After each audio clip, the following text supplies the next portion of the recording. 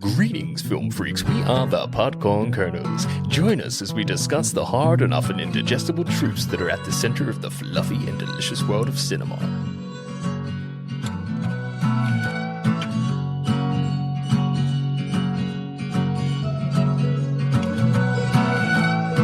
What's poppin', people? Welcome to the Podcorn Kernels podcast. My name is Adam, and joining me in your earholes is Harry. Say hello, Harry. Why is Will Smith so upset? Because there's a lad in his wife. Copyright joke by Harry of the Podcorn Kernels. On today's episode, we will be talking about Leon, the director's cut.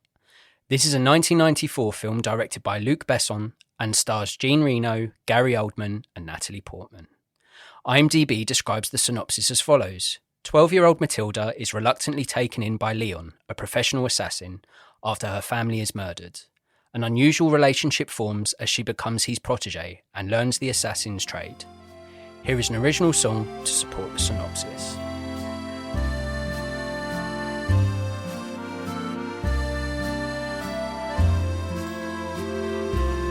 No women, no kids, lots of milk and a gun. I will never miss my plant needs the sun.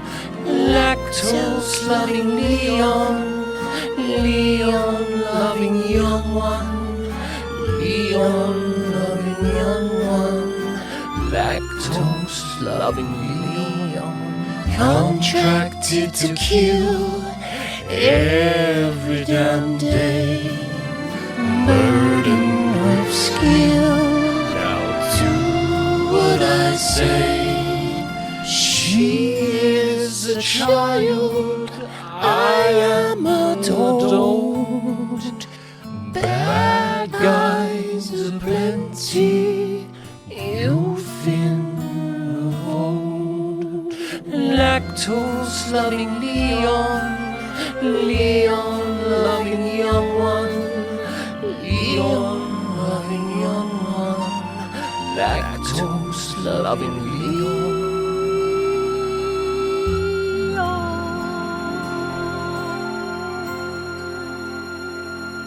This episode was requested by Johnny at Johnny Kryptonite on Instagram. Thanks for listening, Johnny. If you're a listener that would like us to cover a film you love, loathe, or love to loathe, please do get in touch. Let's start with some facts about the film. Natalie Portman beat 2,000 other actresses for the role of Matilda. Jesus! It's a bit too much, I'd say. I didn't know that. How much time was spent auditioning 2,000 people? Well, let's just say each audition was only a minute long. That's 2,000 minutes. I don't know how long that is in terms of hours, but it's a long time. Me neither. For a role that, credit where credit's due, I think Portman's very good in this as a young actor. Sometimes we've spoken about it before, young actors can be really jarring. I think she does well. Excellent. But to be that comprehensive in finding the right actor it is a pivotal role. She's one of two lead actors within the film, isn't she? Yeah. So it had to be good, but 2,000 actors. Was the director involved, do you think, Luc Besson, or was it just the casting agent? I'd say it was probably a joint effort by the team involved, but I know that Liv Tyler was up for the role as well. Arwen? Yep, but she was deemed too old at 15. Maybe they mean maybe she had a bit too much going on. Yeah. If you get what I mean. A bit too much evolved, yeah, shall we say, for the character of Matilda. Yeah. Yeah. Yeah. So I just feel like 2,000 potential actors for any role is a hell of a lot. That's an insane amount. Yeah. I couldn't imagine like the Harry Potter casting having 2,000 potential Potters. Oh, Jesus. By the time you'd finished casting or taking them auditions, I'd be like, I can't be a part of this film now. You've taken every inch of excitement that was in me after watching 2,000 kids sneeze, snot and cry. Well, exactly that. And you lessen the brag. Like if you was a young actor and you was like, oh, I auditioned for the role of Matilda in this really iconic film, Leon, people be like, that's amazing. Like, oh, how far did you get? Oh, I got quite far. Oh God, oh, you're unlucky you didn't get it. How many people were in the casting process? Oh, 2,000. It That lessens it, doesn't it? Well, it's amazing. I've never heard of that in any other film. No, me neither. That's why I thought it'd be a good fact. According to Jean Reno, he decided to play Leon as if he were a little mentally slow and emotionally repressed. Mm-hmm. He felt that this would make audiences relax and realise that he wasn't someone who would take advantage of a vulnerable young girl. Reno claims that for Leon, the possibility of a physical relationship with Matilda is not even conceivable, and as such, during the scenes when such a relationship is discussed, Reno very much allowed Portman to be emotionally in control of the scenes. Yeah, I mean, that comes under one of my dislikes. Just that obviously the film quite often almost steps over into the inappropriate. And for him to never sort of challenge her sort of promiscuous sort of coming-ons to him. Yeah. You sort of think there's that wiggle room for potential that he might actually be into her. So to play it as, what would you say? Innocent? Mentally disabled? Yeah. The term he used was mentally slow. Yeah. So I think that's a smart move, because if you even had a sniff of want from Leon as a character, the whole film would change. It'd be like, oh dear, it's a bit sticky to say the least. I heard as well that in the original script, there was a scene that they took out where he walked in while she was getting out of the shower. And I was thought, God, can you imagine if it had that in there as well? You'd really have to start to question that sort of French le look cinema, because it would be kind of, I get it. She's thinking that she needs to use sex or the power of to get protected and to get what she wants from life from this older guy who's a hitman. But because he's not like, you are sick, get away from me. You're a little girl, I'm a grown man. Because it's never said. It's left ambiguous, isn't it? Yeah, but I think he does enough as acting as Leon to suggest that it's not even entered his hemisphere. He's just shocked by it. He's not enough to vocalize it, but he might not even necessarily see that it's happening. And if you look at Matilda's sort of role models, he's got a mum who may or may not be a prostitute. Got a sister who's very almost sexualized within the film and is very obsessed with her body and her figure and stuff. So from a young age, Matilda's going to see that is almost a currency that can be used. Like, she's seen that in her everyday home life, I guess. Well, I can affirm that the mum most certainly is a prostitute, because there was no work from home flexible working hour scheme in the 90s, especially when you didn't own a laptop. And the fact that he says, why don't you work at home today, the husband? Yeah. And then within 2 minutes, they're making milk. Yeah, she's suited for the streets, that get up. I think especially in a film from the 90s where everyone is like a cartoon characterization of whatever it is they're trying to depict. Like, she does look like a video game prostitute. So I think it's safe to assume, that she's a pro. One-handy. Yeah. According to Luc Besson, the role of Leon was always intended for Jean Reno and no one else. However, according to the fact track on the deluxe edition DVD, both Mel Gibson and Keanu Reeves were extremely interested in the role. Oh, God. It couldn't be anyone else, could it? Of course not. No. That sort of foreign flourish, that sort of simplistic tone, everything that Jean Reno does in this. Well, the tale is of an immigrant coming from Italy. Yeah. So it couldn't have been them. It would have lessened it. Yeah. And no one could have wore that hat and them glasses and that coat and looked cooler. Yeah. Gibbo wouldn't have looked good in that. No. Keanu, he would have wore it the wrong way. Yeah. He'd put glasses on his head and a hat over his eyes. I think he probably would, yeah. They got the casting right there, and the casting for Natalie Portman, 1 in 2000, was spot on as well, I'd say. What did you like about Leon, the director's cut? Okay. Douglas Silver as the young Lil Dyson City of God, DiCaprio as Toby in This Boy's Life, Alexei Kravchenko as Florian in Come and See, Abigail Breslin as Olive Hoover in Little Miss Sunshine, and Natalie Portman in Matilda in Leon. I love it. When a child actor smashes the role, I love it, because it's so rare. Yeah. So rare that I don't want to end their characters' lives with a metaphorical hand grenade that I can throw through realms into a television and take their face off. Yes. So, 11-year-old Natalie Portman gives engrossing, believable performance, excellent. Yeah. Even rarer from the list that I read, Portman, DiCaprio have obviously gone on to be some of the biggest names in cinema today, working today. Yeah, right at the peak of their powers, right? Yeah. And straight off the bat, another tailgate that we love to do here on the podcast. I completely agree with you. Natalie Portman's in my list of most loved things about Leon. We sniff each other's kitty rings. We do, and enjoy it. I will never quite get over how established a performance Miss Portman was able to put in at just 11 years of age. It's a great introduction into what she could achieve as an actor. And it's those scenes, man, where she portrays like those hefty emotions that really put her on the map for me. Oh, so amazing. The one that always springs to mind, and I'm always sort of taken aback when I see the film, is when she goes to buy Leon some milk, enter crazy Gary Oldman, and they go on a mad murder spree of her family. And she walks up the stairs past the room the flat where it's all happening to go and knock on Leon's door to try and find an escape route. And that acting where she's like desperately pleading him to but open can't the door. shout. Yeah.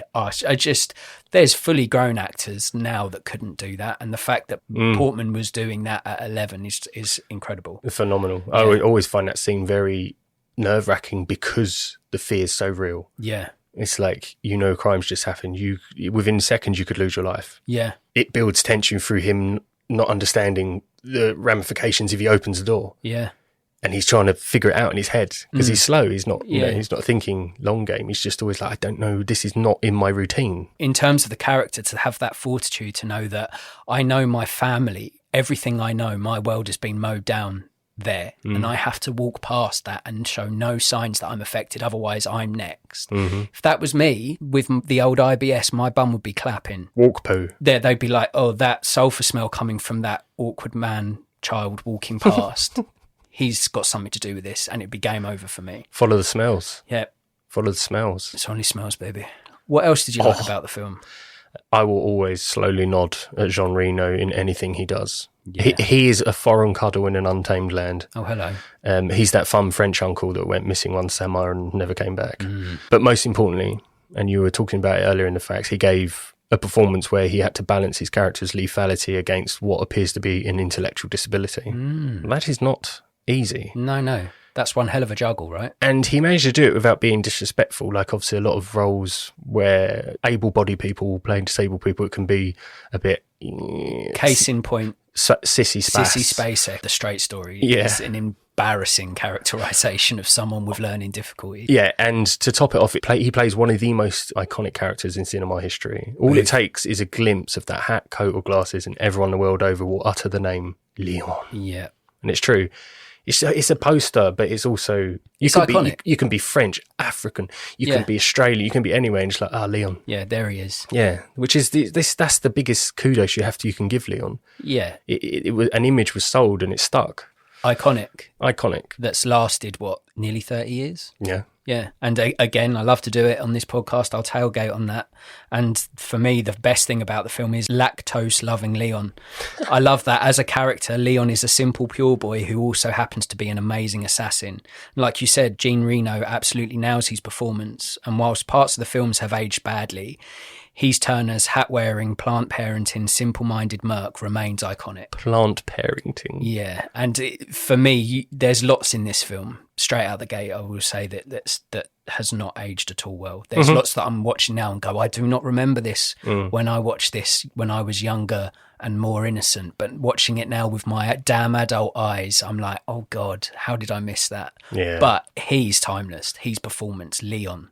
The man himself is, iconic and timeless. Yeah. It does happen with films. It really does. And it's sad a little. We covered it when we spoke about the likes of, say, Cool Runnings. Like, you loved it at the time for the reasons at the time. Yes, exactly that. And the things that do sort of survive how cruel time can be to cinema and stuff, like you can adore a film. I used to champion Highlander. I used to champion that dog. I watch it now, I'm like, oh, shit. Yeah. Apart from the soundtrack and a few wicked one-liners from Sean Connery, it's a poor film. It's a poor film. It's aged like warm milk. But Leon, not to that degree. Yeah. Not to that degree. But yeah, there's we're covering my dislikes, but... Yes, I think same as well. But it's not a film's fault that the audience member has grown and evolved and aged. Like, when it came out, I'm sure it was amazing. I'm sure people looked past the cut-out baddies, the ridiculous costumes, some of the really questionable dialogue, all that stuff was probably easy to look past because it was of the time. We had to keep it cheap. Your money was going towards your stars, wasn't it? Exactly that, yeah. Now everything's like, we're doing a podcast critiquing a film. Like, that wasn't necessarily a thing back then. So now, like, people weren't looking so deeply for problems with a product, whereas now everyone's got a platform to criticise everything. So it's not the film's fault.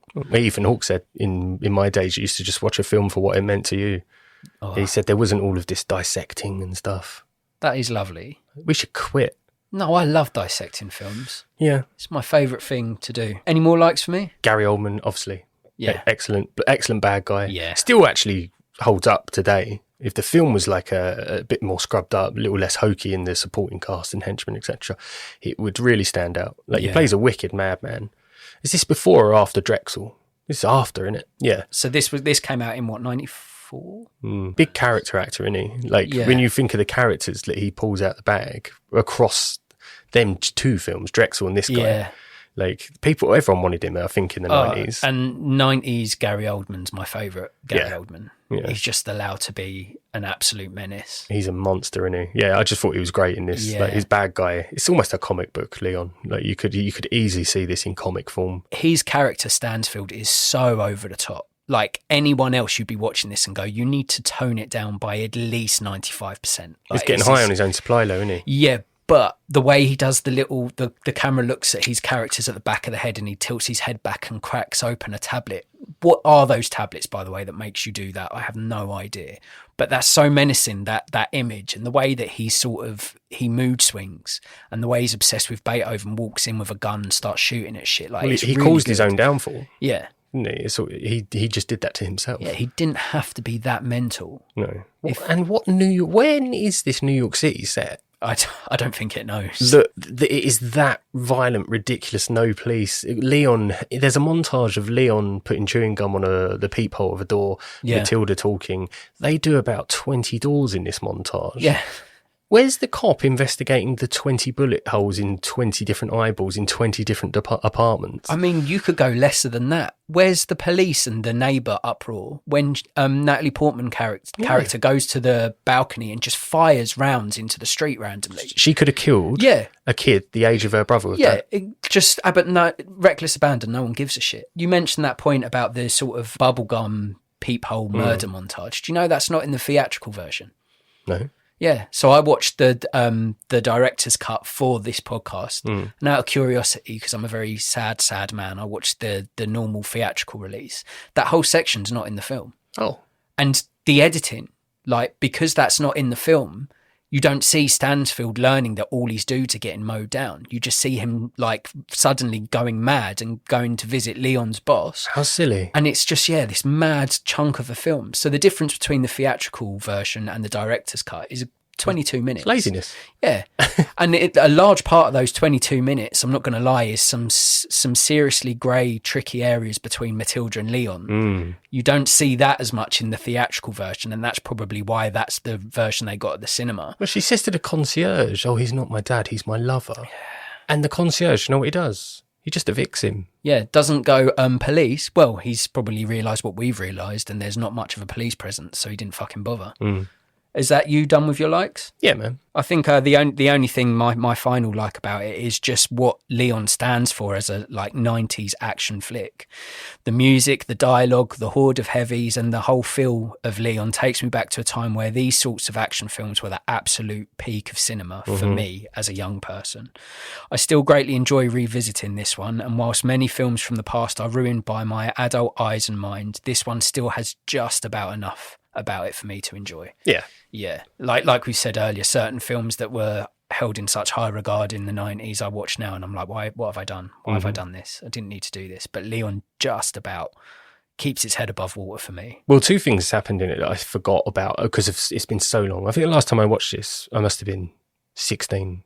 It's a good long old time ago. See, I watched it probably about 4 or 5 years ago. Oh, no, mine much longer. So I forgot little bits in it, like when Portman trails Gary Oldman into the Federal Building and she goes in the toilet. I totally forgot he was behind the door. Yeah. And I thought, oh! And the second one really cracked me up is when his two henchmen are in the office and they're going through the bag of her guns and one finds pizza.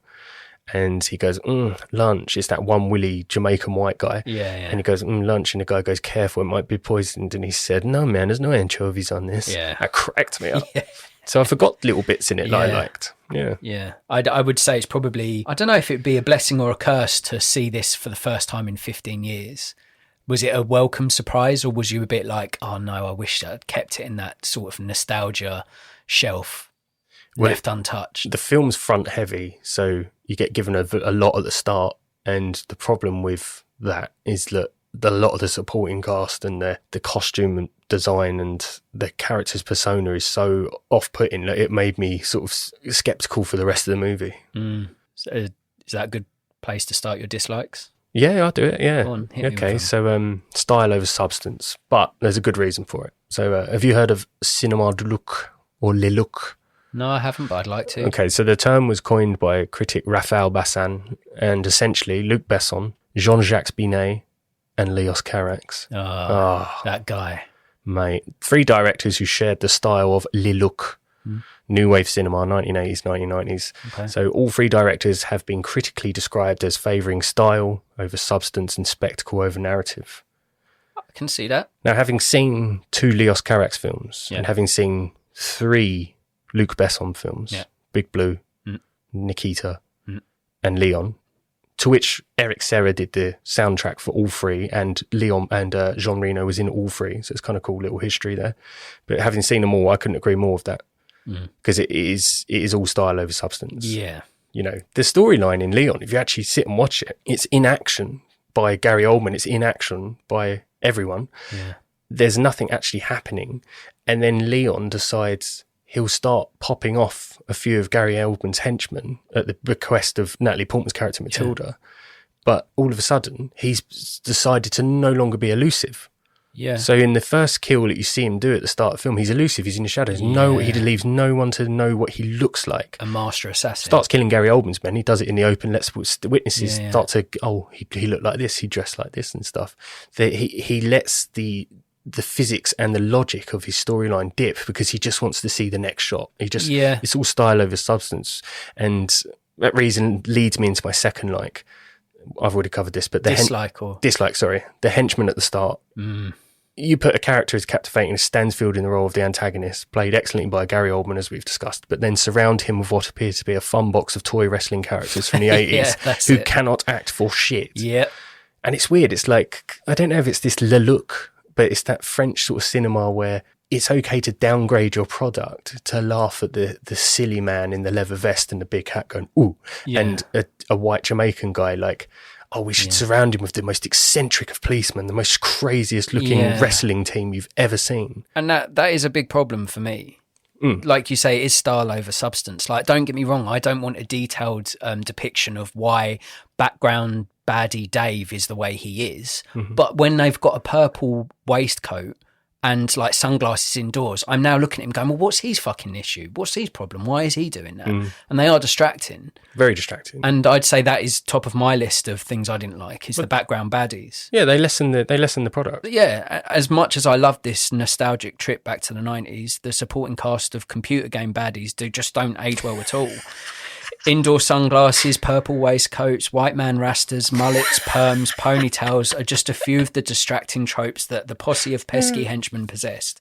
They're questionable at best, and it always kills me how these characters with no lines or purpose other than getting mowed down, they always look so fabulously over the top. Ridiculous. It's why do they? You can just have a normal looking dude be a bad guy. That's the thing, innit? That's the style over substance. It's exactly just that, have a couple of normal plainclothes detectives. Yeah. Running a little drug ring, and they're scary because they're not obvious. Yeah. Because they might be the guy that helps you if you've had a car accident, but they also might be the guy that puts 2 in the back of your head. She fell funny. Yeah. They shouldn't look like Sega Master System platform game baddies that just look so... They're like 3 times the size of everyone else in outlandish clothing to just hold our hands to say, oh, that person that doesn't look like a real person's a baddie. Tuesday night wrestling team. Yeah. Boom. It's exactly that, innit? Yeah. Got any more dislikes for me? Yeah, it's similar. It's still kind of related to my first one, but huge oversight in set layout and defying of physics. So when Matilda returns to the scene of the crime, the place where her family's murdered, she has to duck and squeeze. She's a slight small girl, has to duck and squeeze under some police tape that covers the only exit and entrance to the apartment. And then she's in there and she hears footsteps, and 3 burly men have entered the apartment. So Gary Oldman, obviously, is the smaller of the 3. The other 2, they look like they couldn't bend up and pick up a pen if they dropped it. Anyway, you think, oh, okay, well, they've gone through the tape. Yeah. And then it cuts to the exit scene. Gary Oldman's pissed off, and then Matilda's still stuck in the apartment, and he goes through the tape, bursts through it, and the tape is cross-hatched across the door. No man could have squeezed himself in without disturbing it. And 3 burly men have apparently gone into this apartment, had a little tiff, and Gary Oldman just burst through the tape. How the fuck did they get in the apartment? Yeah, you brought this to my attention yesterday. I sent you a video. Yeah, I've seen the film so many times. Not once have I picked that up. That's not good enough. It's like you're saying, style over substance. They wanted that scene of Gary Oldman's character Stansfield storming out of the apartment More with than the logic. with the tape all over him and him getting frustrated and getting the tape off. They wanted that. Le look. Yeah, exactly that. So Because case in point. Gary Oldman covered in crime scene police tape is Le look. Yeah. But at the same time, logical. How did he get in? Yeah. How'd he get in there? Unless he tore it down, got in to put it back up. And he's like, oh, I want Le look for my exit. Le look. Yeah, that's ridiculous, man. Yeah, I'm right there with you. That's just French cinema, though, isn't it? Yeah. They like to just remove logic from some bits. It's very like, oh, later, do it later. Yeah. It's kind of like that. Yeah. And they just don't get round to it. They're more concerned by Le look than Le substance, so it don't matter, does it? The look. Okay, no, probably shouldn't slander nation. Go on. So, any more dislikes for me? Just what I said earlier, in the original script, Leon accidentally walks in on Matilda while she's in the shower. Now, pair that with the happenings in the film, and it's almost always crossing the border of appropriateness. Yeah, sticky, innit? But and like you, I did read John Reno played himself emotionally repressed to make sure the audience knew he had no sexual desire for Matilda. That's a smart move. It didn't do it for me. Him being Wasn't of enough. lower IQ made me think he's more likely to do a...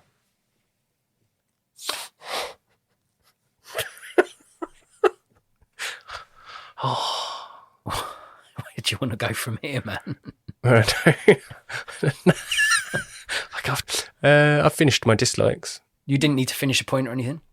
Oh, I did, to make sure the audience knew he had no sexual desire for Matilda. Okay. I'd said that, yeah. Yeah. Is that you done for your dislikes? All done and dusted. I think, yeah, I pretty much agree with everything you say. And the only thing I'll add is, you've mentioned it already, but that supporting cast just was so jarring and distracting. Oh. Matilda's parents, the prostitute, her sister, the brutes, the policeman, basically everyone bar Reno, Portman and Oldman were questionable in this one. Even good old Gary was wildly over the top, but I do enjoy his turn as psychotic Stansfield. Now, you could argue that in a film like this, the supporting cast, the bit part players, the ones that are just getting mowed down, aren't important. But like we said, when they're dressed so ridiculous and they look so stand out, it's hard to ignore them. And it does lessen the whole film for me. Because it's just like, I know you're all going to die, but why is this 6'5" man got a extraordinary mullet with a purple waistcoat? Yeah. And like, what are you doing? Like, and the way they sort of snarl and walk around, like, oh, we're so menacing. It's like, you can be bad and it doesn't have to be blatant. Like, come on now. Well, he's got a henchman that's cold sweat fear outside the door going... Who's a professional policeman. It's not his first day on the job. Professional bad guy. Yeah. So he's done and seen some shit. Yeah. See him sweating like a jacket potato outside is just, I agree. It's like, what are you doing, man? Why are you in this job? Well, think back to Training Day and look at Denzel Washington's crew of bad boys. You know, little over the top, but much more believable as a bunch of bent cops. Yeah. God, even the negotiator. Yeah. Samuel. Yeah. The bad coppers in that. You know, it doesn't have to be that fucking croque monsieur. Yeah. Cheesy ham sandwich. Yeah. You don't need it. Yeah. It's distracting at best, isn't it? Yeah. I mean, I will say, because it's a film that I love from the past, it's a lot easier to accept it and look past it than if you had those sort of bad guys in a film now. If that was in a film now, you'd be like, come on, we're past this. We've evolved. Cinema's not this now. You can do better than that. Well, if they were in one now, it would equate to The Other Guys, something like that, like hokey. Yeah. And I think it works in The Other Guys because they're almost laughing at it. Intentional. Like, how ridiculous. Totally, It's so ridiculous. And it is a distraction. And last thing I will say that as a negative against Leon, something we've touched on previous episodes, it's that nuisance nostalgia. And as I say, we've spoken about this before and we'll speak about it again, but it always sucks when a film that you cherished when you were younger loses some of the magic when you view it as an older people's. And don't get me wrong, I still had a great time watching Leon and it will always hold a special place in my heart. But it's simply not as good as I remembered it to be. No, it's not. But you could, like you said, that's not always the fault of the film. No, it's not. It's definitely not. And even 5 years ago, I got the film on Blu-ray, wanted to show my partner it. She hadn't seen it before. I was excited to watch it with her. Took great enjoyment from it. Now I watch it in like a critical standpoint. And even from 5 years ago, it's lessened.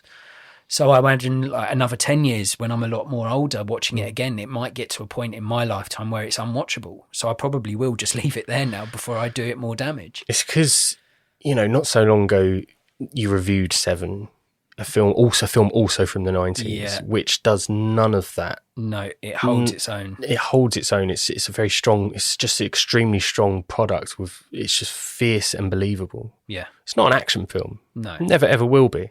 So I suppose you can't compare them, but how much better would Leon be if it was done in the same sort of guise as Seven? Oh God, imagine, yeah. Oh, schnook. It could be a really sort of heavy-hitting, like substance-fueled, like Michael Mann, just a mad assassin that loves his milk and mowing down people with ease. We don't talk enough. Oh, sorry. We don't talk enough. We're doing a fucking podcast, mate. We talk too much. Sorry, carry on. That's all right. That's just, I completely agree. If they had a more meaner, more serious Leon, it would probably withstand the test of time better. I would agree. I've got some questions. What is your favourite assassin film and why? Doesn't have to be one. You can throw a few names into the ring. I'm going to go with Collateral. That's on my list. Tom Cruise, 2004, Michael Mann. Boom. It's an incredible film. That's how you do a timeless assassin film. It's just, apart from why is Will Smith so unhappy, his wife, Yeah. Jada Pinkett Smith, Yeah. because there's a lad in her. Yeah. Apart from her in Collateral, but she does play a minor role, so it's not as grating. But it's for me, it's one of Tom Cruise's best films. Yeah. But I have more than one. Collateral's there, Irishman's there, Kill Bill, Ghost Dog. Yeah. And one of my favourites, which is a dark comedy, Gross Point Blank, which was the George Armitage, 1997. Yeah. Ginger Moosh did Ghost Dog, Scorsese, obviously Irishman, Kill Bill, Tarantino. Yeah. There's some mega Yeah. hitman films. I think my top three in no particular order, like you said, Kill Bill, Collateral, and for me it's almost a guilty pleasure, but Smoking Aces. I've not seen. You've not seen Smoking Aces? No. It's like a team that, like a bounty goes out against this one guy that's holed up in like an executive suite in like a high-rise Las Vegas hotel, and like a group of assassins are fighting to get to his head. It's just a mad film with a great cast. It's worth a watch, man. It's throwaway trash, but enjoyable throwaway trash, and I really enjoy it. Yeah, but certainly for me, in recent memory, Collateral and Kill Bill, they take that assassin genre and just make it so much I methodical. Guess, unique, and you're there for it, and you're sort of willing the assassin on, aren't you? And they're different because Kill Bill is the weird and wonderful, the exaggerated. Collateral's got this such a clinical, almost a doctor going around a city killing someone. It's just perfection. There's no emotion to it. Yeah. Incredible cast. Javier Bardem, Mark Ruffalo, Jamie Foxx, Tom Cruise. Don't mention that bitch. Really good. Don't mention that bitch. She's been mentioned a good 2-3 times. Dude, she fucked Will Smith's son's mate. Yeah. And then made Will Smith be interviewed by her. Get his wife's name out your damn mouth. Oh, I like that. That hurt. 90s action films hold a special place in my heart. Most are terrific trash that I can watch time and time again. What are your top 3 90s action flicks? I can't do it in 3. Give me a bit more. Well, just give me what you feels. Rush Hour. That's one of mine. Broken Arrow. The Rock. The Mummy. Point Break. True Lies. There's a lot. Mission Impossible. The Matrix. Total Recall. Matrix more sci-fi, I'd say. It's an action movie, mate. It defines action. Defines sci-fi. It's set on Earth. It's action. Okay. You can have action sci-fi. Okay. What would you say Total Recall's action sci-fi? Guess what? He's the king of action. Guess what? He's not the king of sci-fi. Guess what? What? I ain't seen it. Okay. So I have no recall. Oh, that's good. Yeah. Well, I've got 3. Rush Hour. Demolition Man. Boom. Speed.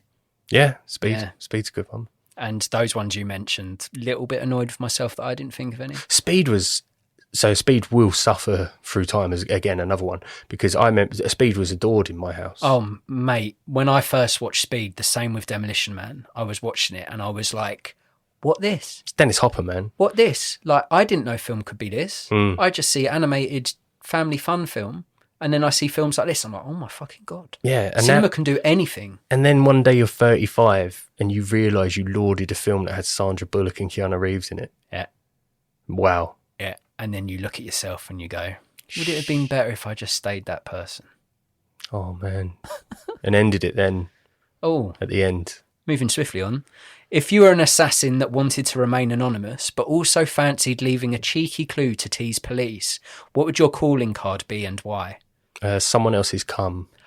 Ooh. Okay. The same cum every time or a different person's cum on each? Murdering. I didn't think that much into it.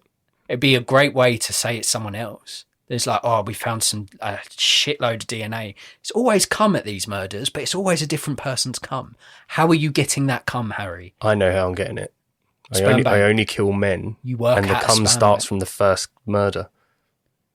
I take the cum from one person, So you're kill them, and hang then on. put it at the next crime, kill that person. So- I'm moving cum around. For sight, Spinning plates, mate. moving cum around. Spinning plates. Come a chameleon. But how are you? So you're just before you're killing someone, you're holding them at gunpoint or knife point, whatever, getting them aroused, milking them to get the semen, and then killing them. Or are you telling me that you're milking a dead man? What are you telling me? If I kill them, I've got a certain amount of time to go to work. Is that fact? And yeah, because if people die, they can freeze the semen, can't they? For wives that potentially might want to have a baby with their dead husband. I tell you what. I didn't know I was going to say it. Okay. I wasn't prepared. I don't know why I said it. I'm glad you did, because I got the giggles now, because I never thought of that. I mean, it's dark, mate. It's fucking dark. And imagine turning up to the crime scene and being like, oh, fuck, come again. He's come again. That's the great name for the film. He's come again, but just spell it normal. Yeah. Because no one will go watch it, but he's come again. Do you want to know my answer? It's far less Do it. comical as yours. Is it food? Yeah, Oh, kind of. I knew it'd be food. It'd just be a single stalk of wheat. And they'd assume he's gluten-free. He's got a gluten intolerance and it's led him to psychosis. He loves wheat. Yeah, but that's ridiculous. If there's That's ridiculous. There is cum at crime scenes. There's not strands of wheat. No, but that's more effective as a calling card than making someone milk to take to your next murder. Wait, is your serial killer Theresa May? I spent running through the field of wheat. I'd love to kill her. No, I wouldn't. That was just a mindless joke. Jesus. What would you rate Leon the director's cut out of 10? 6. Oh, okay. Just to affirm to anyone that feels hurt by that score, this film was a stone cold 9 when I was younger. Yeah. But you end up watching so many films. Films do get better. You know, there's better technology. There's more astute writing and stuff, and it just gets stronger. So it's harder to. I can't just for nostalgic's sake come in and say this is an 8 or a 9. I can't. I'd be lying to you. I'd be lying to myself. I've let some nostalgia in. I'm not going to lie. I've allowed nostalgia to bump up my score a little bit.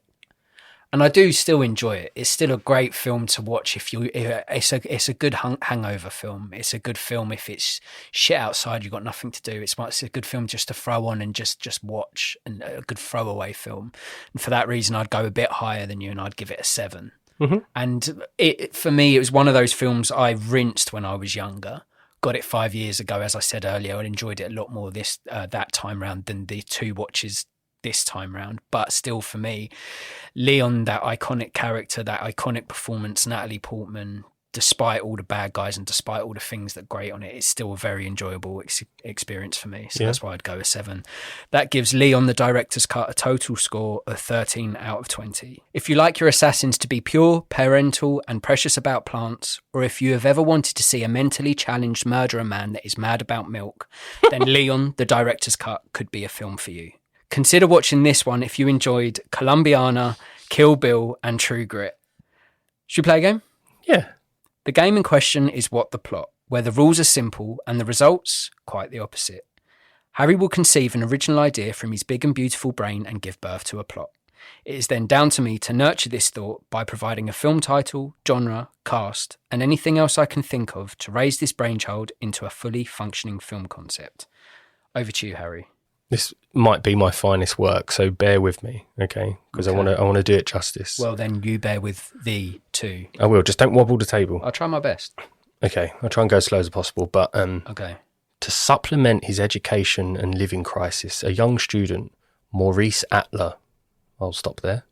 Thank you. Maurice Atler. Where's he from? Doesn't matter. Doesn't matter. Maurice Atler. Yes. Good name. He has taken an orderly job at a local psychiatric hospital for the insane, and he begins to take a keen interest in a patient, Elizabeth Lasry. Oh. Elizabeth Lazarus. Oh, Oi. shit. Sorry, Elizabeth Lasry. Yeah, good one. And he sort of strikes a bond with Elizabeth Lasry? Or it's just interest is piqued? You shut your mouth. All right. Right, I'll go back now. Now you've got your names down. So, I actually don't have her name. what were you writing? Elizabeth Lasry. I was self-sucking because I got a good Elizabeth. Lasry. Fucking hell. I haven't had lunch. All right, go on, carry on. Who for 20 years has been shouting the name of a street or place paired with a date in time. She cannot say anything else. All she does is say, and I'll quote a few now, Dickinson Drive, 12, 14, 12. Pine Island Road, 02, 14, 18. West Campus Drive, 04, 16, 07. The orderly feels like he recognises some of them dates and places. And when he researches it a little further, he discovers that they all equate to a school shooting that has happened. But what throws him off is she starts saying a new date and place, just a road and just a date. 2nd Street, 09, 03, 23. Oh, so out of the blue, she starts saying something that's in the future. It's a new date, 09, 03, 23. What's the issue with that street name, Adam? What is the issue with it? I don't know. It is the most popular street name in America. Oh, Okay. so we're led to believe some shit's going to go down. There's a place on 2nd Street. There's a school, an education institution on 2nd Street. And on the date 0903, 2023, we can assume, because this orderly's listened, that there'll be a shooting. Now, the orderly needs to take his story to the head of the hospital and to law enforcement and try and persuade them that a school shooting will take place at a school on a street called 2nd Street on September 3rd, 2023. It is at this moment that the head of psychiatric hospital informs the orderly that the patient was herself a survivor of a 1999 school shooting when she was 17 years old. Oh, shit. Which is a direct reference to the Columbine school shooting. Sorry. Like, history's doomed to repeat itself. If no action's taken with the school shootings, they're just going to keep happening, aren't they? So it's kind of like a little politicised subtext, I suppose. She's now 42. He's 20, she's 42, he's an orderly, she's a patient in a psychiatric hospital. She's been saying school dates, dates from when school shootings happened because it scarred her for life, it's affected her. Fuck. And now she's started to say a new date. And he's brought it to their attention, obviously. Now it's a race against the clock. It's a race against the system. Can he persuade people to believe him in time to get the resources to find the street where it might happen? Dun-dun-dun. That is... Obviously, there's lots of films like the Knowing and stuff where there's predictions of shit about to go down. But this is unique to school shootings and a victim of a school shooting who's just saying a date and a time. Is it even real? Does it ever happen? Well, I guess that's the question. Yeah. They could... because she's been in this psychiatric ward for, 20 years, you said? About 20 years? Yeah, 20 years. Give or take. So she's probably been there, so people have sort of learnt that the psychosis, and she's sort of gone a bit Well, you mad. You put her in a corner and go, oh, she's been doing that ever since she went through the ordeal. She's got obviously severe case post-traumatic stress. Yeah. No one takes her seriously. And the orderly, being his student himself, maybe has a little mild fascination into school shootings, starts to hear them dates and places like, they're school shootings. And then one day when he's, I don't know, doing her bed or something, he hears her saying a new date, and that's when it's like goosebump moment. Yeah. That I like that a lot. I do. Is that a psychological thriller? Yeah, without a doubt. Boosh. Without a doubt. And it's hard to look past David Fincher to do a film like this. Yes. Isn't it? Because it's just his bread and butter, isn't it? Oh, mate. So I really like that. I love the idea that you've got a orderly there that a lot of the other stuff sort of just she's become part of the furniture almost. Ooh. So it's just part and parcel of dealing with her as a patient. She's just shouting stuff. But this could be a young and sort of because he's new in the game, he's keen, he wants to impress. He's got it's to supplement his education. Yeah, he's got a fresher perspective, and he starts taking notice.